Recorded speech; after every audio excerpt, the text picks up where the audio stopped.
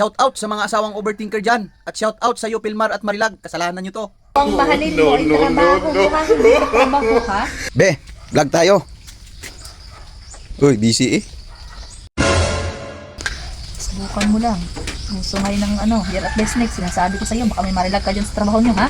Oh, ba't ka na naman galit? Sabi ko sa'yo, tandaan mo, ang mahalin mo ay trabaho mo ha, hindi ka trabaho ha. Ang mahalin mo ay trabaho mo ha, hindi ka trabaho ha. Nasabi ko sa'yo, ha? Usong-uso pa naman Year at Best Next ngayon, ha? Tala mo si Melvin, makakala mo kung gwapo-gwapo.